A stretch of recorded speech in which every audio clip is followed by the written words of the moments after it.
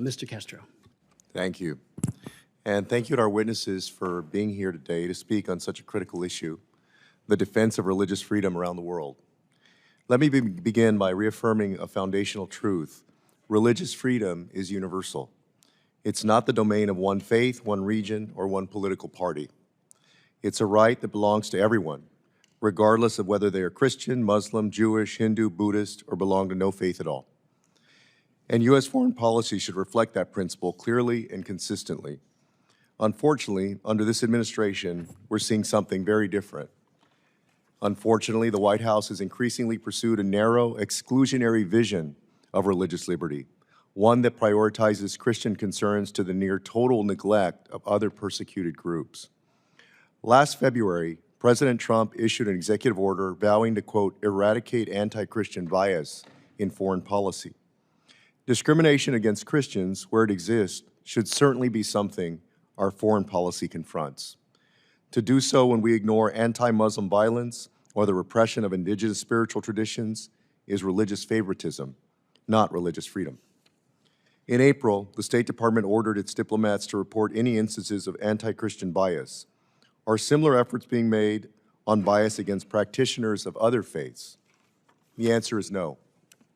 At the same time, the State Department made a sweeping overhaul of its work on democracy, human rights, and labor, including explicitly integrating Western values into the mission of the department. When I asked them how they defined Western values, the administration defined it as based on Christianity and Christian theological concepts. This is clearly unconstitutional and in violation of the First Amendment to the Constitution of the United States. Meanwhile, persecuted minorities across the globe have been abandoned. The administration has deported members from religious minority communities in Iran back to a regime that imprisons and tortures people of faith. It has all but halted public advocacy for the Uyghur Muslims of Xinjiang, ignoring clear evidence of mass internment, forced sterilizations, and religious repression. And it has withdrawn U.S. support for accountability mechanisms for the genocide of the Rohingya, a Muslim minority in Burma, whose suffering has largely disappeared from the administration's vocabulary. Worse, the administration has revoked temporary protective status for Burma and stated that it's safe for persecuted Rohingya to be sent back to the country that has tried to exterminate them. This selective silence is not accidental. It reflects a deliberate shift in priorities, and it undermines both our credibility and our moral authority. It also is in stark contrast to how previous administrations, including the first Trump administration, approached the international religious freedom issue. And despite the rhetoric and prioritization of Christianity, the administration has prioritized other interests over protecting Christianity.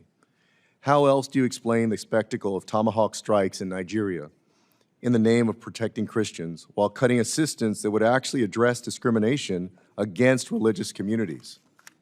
Or the administration's dismissal of persistent challenges that Christian communities in Palestine face from Israeli settler violence and restrictions by the Israeli government.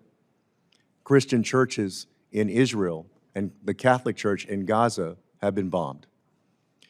This hearing was initially intended to have a witness from the State Department, former U.S. Representative Mark Walker, who is now the principal advisor on global religious freedom. Instead, at the last minute, the department notified us that Mr. Walker would not testify. The Office of International Religious Freedom has a serious mission to integrate religious freedom into the United States foreign policy.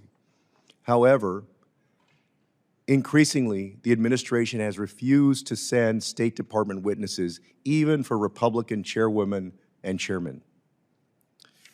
This administration has taken the unusual step of deciding not to nominate anyone to be the Senate-confirmed ambassador at large for international religious freedom as required by law, and instead named a principal advisor for global religious freedom to lead the office.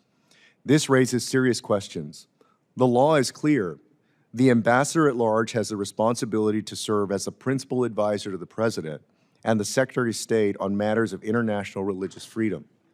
The administration is over a year late on releasing the annual religious freedom reports and has not designated countries as countries of particular concern, apart from Nigeria, as required by law.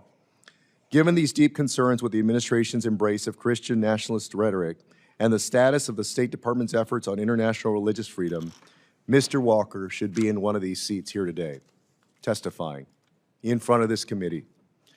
And Mr. Chairman, I hope that we'll be able to schedule that hearing with Mr. Walker soon. I yield back.